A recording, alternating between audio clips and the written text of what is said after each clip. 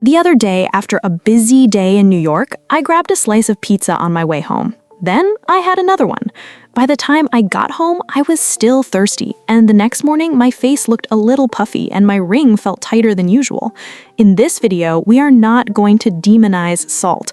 Our bodies need sodium, but we will talk about what can change from our blood pressure to our kidneys when we regularly consume more than we need, where the strongest evidence lies, and which claims around us we should approach more cautiously. First, let's separate two words. Salt and sodium are not the same thing. Table salt is made mostly of sodium chloride, and about 40% of its weight is sodium. That is why labels usually say sodium, while in the kitchen we generally use the word salt. Sodium is essential. It helps nerve cells communicate, allows muscles to function, and helps maintain the body's fluid balance. So the goal is not to eliminate sodium completely. In healthy people, true sodium deficiency is quite rare outside of specific circumstances. The issue here is chronically consuming too much. The World Health Organization recommends that adults consume less than about 5 grams of salt per day. That is slightly less than 1 teaspoon of salt. The global adult average is about 4.3 grams of sodium per day, which is approximately 11 grams of salt. That is more than twice the limit recommended by the World Health Organization. There is an important detail here. This limit does not mean that everyone's body will react dramatically to the same amount on the same day. It is a public health target. Age, blood pressure, kidney function, sweating, medications, and overall diet can change an individual's needs. So the purpose of this video is not to prescribe a personal number for you. It is to make it easier to understand where the sodium in your daily routine comes from and why consuming too much may matter in the long term. So how does excess sodium affect blood pressure? Sodium attracts water. When more sodium is retained in the body, the amount of fluid circulating in the bloodstream may also increase. The kidneys try to regulate this balance, but in some people, the pressure inside the blood vessels rises over time. Think of it like a closed water system. When the pipes stay the same, but the amount of fluid flowing through them increases, the system may be exposed to greater pressure. The human body is not a plumbing system, of course. Blood vessels expand, hormones become involved, and the kidneys remove sodium. But the basic idea helps explain why a high sodium intake can affect blood pressure. There's a small twist here. After eating too much salt, you may feel thirsty, notice temporary swelling in your fingers, or see a slightly higher number on the scale the next day. But these are not reliable tests. The same signs can appear from many reasons, from sleep to hormonal changes. What really matters is blood pressure, which can remain high for years without causing noticeable symptoms. For a while, I thought I had reduced my salt intake because I did not use the salt shaker at the table. Then I thought about an ordinary workday, a bagel in the morning, a deli sandwich for lunch, and a meal with ready-made sauce in the evening. I had not added salt to any of them, but the sodium had quietly accumulated throughout the day. More than 70% of the sodium consumed in the United States comes from packaged and prepared foods. This percentage is not the same in every country, but the main idea applies to many modern diets. Bread, cheese, processed meat, ready-made soup, pizza, sauces, pickles, crackers, and restaurant meals can quickly raise the total, even when they do not seem extremely salty on their own. And our sense of taste is not always a good measuring tool. Some breakfast cereals, baked goods, and breads can contain sodium without tasting noticeably salty. Just because a food tastes sweet does not mean it is low in sodium. When reading the numbers on a label, you need to pay attention to the number of servings.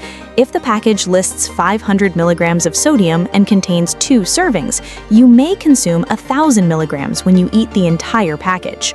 According to the FDA's general guidance, 5% or less of the daily value per serving is considered low, while 20% or more is considered high.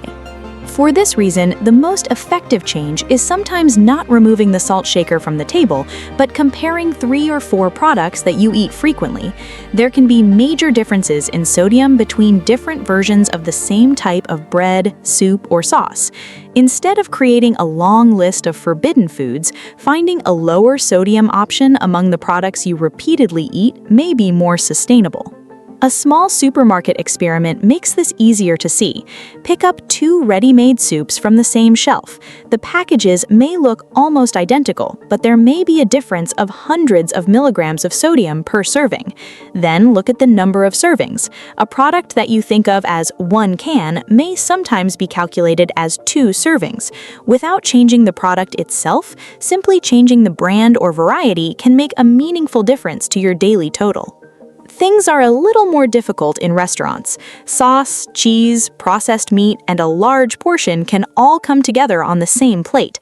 So rather than giving up ordering food completely, asking for the sauce on the side, choosing a less processed side dish, or saving part of the portion for later may be more realistic. Your sense of taste also adapts over time. Gradually reducing salt is easier than switching to a bland diet overnight. High blood pressure can place more strain on the walls of the blood vessels over time. This is associated with the heart working harder, damage to the blood vessels, and an increased risk of stroke or heart disease.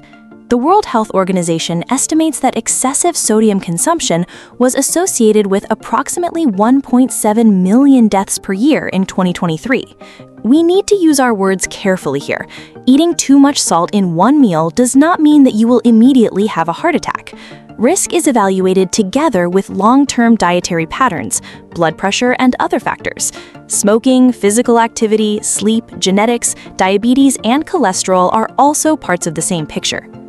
The kidneys are at the center of this story because they are the main organs responsible for regulating sodium and water balance. Healthy kidneys try to remove excess sodium through urine. But in kidney disease or heart failure, maintaining this balance can become more difficult. Fluid retention, swelling, and blood pressure that becomes harder to control may become more noticeable.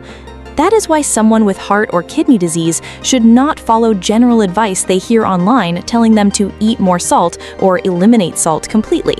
The appropriate target should be determined with a healthcare professional based on the stage of the disease, blood test results, and the medications being used. Chronic kidney disease guidelines also recommend evaluating sodium targets according to the person's medical condition. High salt consumption is also associated with other outcomes, such as stomach cancer and kidney disease. However, the structure of the evidence in these areas is not as direct as it is for blood pressure. Does everyone respond to salt in the same way? No.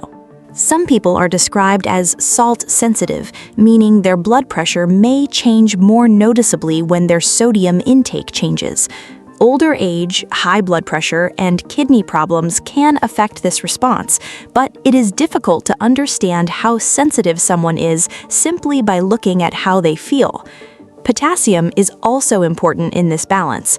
Vegetables, fruits, legumes, and some dairy products provide potassium. A potassium-rich diet may support healthy blood pressure, but potassium does not magically cancel out a high sodium intake. Eating a banana after a large fast food meal does not reverse the sodium.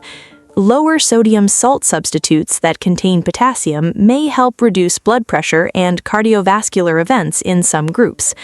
When it comes to personal sensitivity, the most useful approach is to monitor measurable data rather than trying to predict it through symptoms. Blood pressure measurements taken at home using the correct technique and regular health checkups provide more information than saying, "I feel fine." This is because high blood pressure can often progress without giving a clear warning. During a healthcare appointment, not only the amount of salt consumed each day, but also the frequency of prepared food, eating out habits, sweating, kidney function, and medications should be evaluated together. This allows a general internet guideline to be turned into a plan that is appropriate for a person's individual circumstances. The first misconception is that natural or pink salt is a free pass when it comes to sodium. Sea salt, rock salt, kosher salt, and pink salt may have different flavors and crystal sizes, but most of them are still made largely of sodium chloride. The trace minerals they contain are not present at levels that can replace a balanced diet when the salts are used in normal amounts. When the crystals are larger, less salt may fit into 1 teaspoon. This means the amount of sodium per spoonful can vary, but when compared by equal weight, special salts are generally not low sodium products. The second misconception is that everyone who experiences headaches or fatigue needs more salt. These symptoms can occur with true low sodium levels, but dehydration, lack of sleep, infections, medications, and many other conditions can cause the same symptoms. Testing these symptoms with salt alone is not reliable. The third misconception is that salt carries the same level of risk for everyone. Someone who performs intense, prolonged exercise, works in a hot environment, or sweats heavily may experience different losses. On the other hand, someone with high blood pressure, kidney disease, or heart failure may need a more personalized plan. This is also where the scientific limitations begin. In nutrition studies, it is difficult to perfectly measure what people have eaten over many years. A single-day urine test or questionnaire may not fully reflect a person's true habits. For this reason, some debates about long-term outcomes continue. However, the direction of the evidence from controlled dietary studies on blood pressure is quite consistent. Reducing sodium can lower blood pressure in many people. Let's remember 3 main points. First, sodium is essential. The goal is not to eliminate it completely. The problem is the intake that can easily accumulate in a modern diet and remain high over long periods. Second, the strongest evidence concerning excessive sodium is related to its effect on blood pressure. Higher blood pressure is associated over time with greater risks to the health of the heart, brain, and kidneys. Third, the main source of sodium is often not the salt shaker. Packaged products, prepared meals, sauces, and restaurant portions can make up a large part of the total. Comparing labels, noticing portion sizes, and choosing fresh, minimally processed foods more often are practical places to start. I no longer blame myself on days when I eat pizza or ramen from a restaurant. One meal does not define my entire health. But I think more carefully about what that meal is being added to throughout the day. Health often comes not from making perfect decisions, but from making our repeated small choices a little more visible. This video is for general information. People who have high blood pressure, kidney disease, heart failure, or take regular medication should discuss their personal sodium and potassium targets with a healthcare professional. Which food do you think gives you the most hidden salt during the day? If you found this video helpful, do not forget to like it and subscribe to Luvida.